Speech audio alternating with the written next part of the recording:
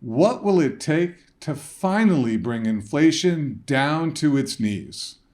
According to some economists, nothing less than doubling the unemployment rate will get the job done. In 2021, both Federal Reserve Chairman Jerome Powell and Treasury Secretary Janet Yellen spent most of the year trying to convince us, or maybe themselves, that inflation was transitory, a temporary blip on the economic radar screen. This always has me confused because we printed an extraordinary amount of money. When I speak to the average citizen, they saw inflation coming. Why didn't our top economic leaders see it too? In fact, it wasn't until March of this year, when the Consumer Price Index reached 8.5%, that the Federal Reserve even began raising interest rates. By then, soaring prices had firmly dug themselves into the economy.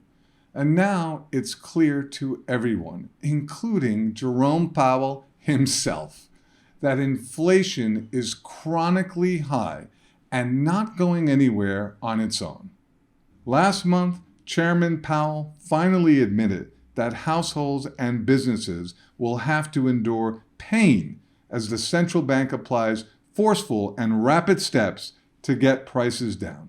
But how much pain? Well, according to 3 economists, 1 from Johns Hopkins and 2 from the International Monetary Fund, a lot. Unfortunately, the cost is a painful and prolonged increase in unemployment. According to their research, unemployment must rise to 7.5%, more than twice the current level, in order for inflation to get back to the Fed's 2% target. 7.5% unemployment translates to 6 million Americans losing their jobs. Former Treasury Secretary Larry Summers is in lockstep with that assessment. Back in June, Summers had this to say while delivering a speech in London. We need 5 years of unemployment above 5% to contain inflation. Despite the Fed's recent rate hikes and economists' expectations that inflation would moderate in August, year-over-year inflation rose 8.3% last month. There are also component indexes of the headline inflation number that continue to grow at a worrisome pace.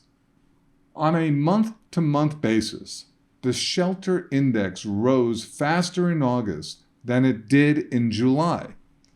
And on a year-over-year basis, the food index rose 11.4%.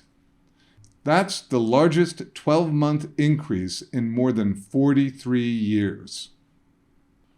Will the unemployment rate really have to double to bring inflation back down to earth? This much we do know. The Fed's modestly higher interest rates have done absolutely nothing to bring down inflation. So what will? I suggest you take this opportunity to learn more about what's going on in the economy by attending our one-on-one educational web conference at AugustaPreciousMetals.com/webconference.